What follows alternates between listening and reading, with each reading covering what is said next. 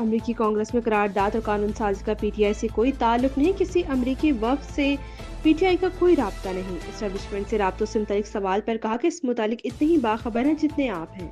Opposition जमातों के साथ अलायंस बनाएंगे, आइंदा के लिए लाहे अमल मुश्तरका तय करेंगे। मौलाना फजलुर रहमान ने मजलिस आमला के बाद 15 अप्रैल को फैसले से आगाह करने का कहा है।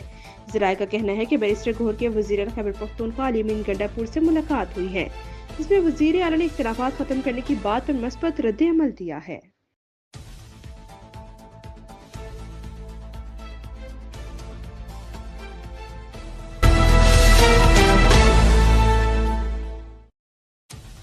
कौमी असम्बली का इजलास कुछ देर बाद इजलास से पहले अपोजिशन लीडर उमर अयूब और जरताज गुल की ज़ेर सदारत पीटीआई की पार्लिमानी पार्टी का इजलास। कौमी असम्बली इजलास से मुतालिक हिकमत अमली पर मुशावरत।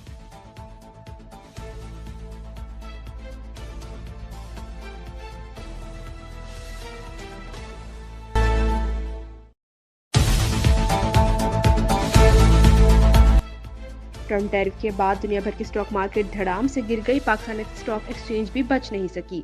1 घंटे तक कारोबार रोकना पड़ा। PSX 100 इंडेक्स दौरान कारोबार 8% तक गिर गया, फिर संभल गया। कारोबार के इख्तिताम पर 100 इंडेक्स 3.2% गिरा। 3,882 पॉइंट्स की कमी के बाद 1,14,900 पॉइंट्स पर बंद हुआ। यूरोपियन और एशियाई मार्केट्स में भी शदीद मंदी। हांगकांग का इंडेक्स सबसे ज्यादा मुतासिर हुआ।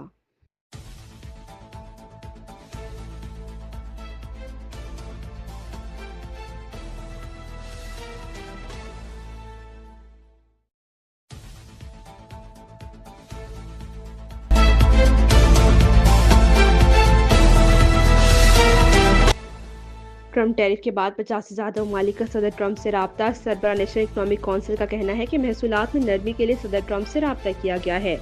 राब्ता करने वाले ममालिक जानते हैं महसूलात का सबसे ज्यादा नुकसान इन्हीं को होगा। मुज़ाकरात का फैसला सदर ट्रम्प खुद ही करेंगे। सदर ट्रम्प वाजे कर चुके हैं कि फैसला तब्दील नहीं होगा। देखना होगा कि ममालिक क्या पेशकश करते हैं। दूसरी तरफ यूरोपियन यूनियन के तिजारती वज़रा का एक अहम इजलास आज लग्जमबर्ग में होगा। अमरीकी सदर के आयद करदा टैरिफ पर जवाबी रद्द-ए-अमल पर गौर किया जाए।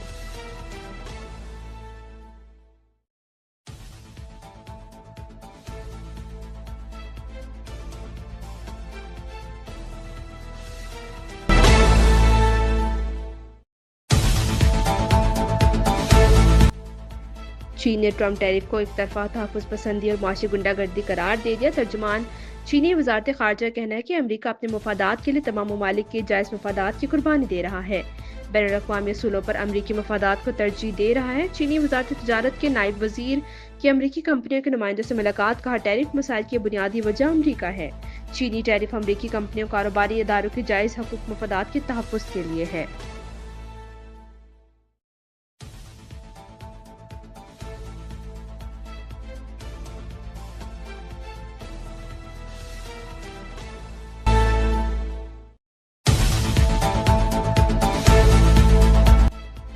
इरसा के पानी की दस्तियाबी के सर्टिफिकेट के खिलाफ हुक्म इम्तना जारी कर दिया। पाक हुकूमत से 18 अप्रैल तक जवाब तलब। इरसा में सिंध के रुकन की तैनाती न होने पर सेक्रेटरी वजारत पानी और आबी ज़खायर वफाकी सेक्रेटरी एस्टेब्लिशमेंट डिवीजन को तौहीन अदालत का नोटिस।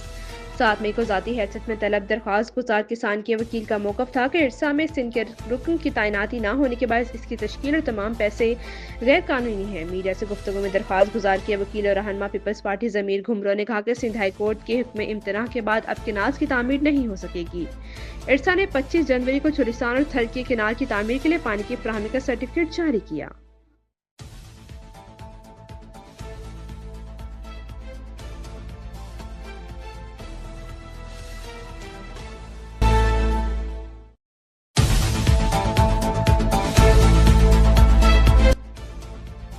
कौमी असम्बली की कायमा कमेटी IT टेलीकॉम कराची के मुख्तलिफ इलाकों में मोबाइल सिग्नल्स और कनेक्टिविटी मसाइल पर बरहम। चेयरमैन कमेटी अमीनुल हक ने कहा कि कराची के मुख्तलिफ इलाकों और इर्द गिर्द में मोबाइल सिग्नल्स का मसला तशवीशनाक है। क्या इस मुतालिक टेलीकॉम कंपनीज को शोकॉज जारी करते हैं।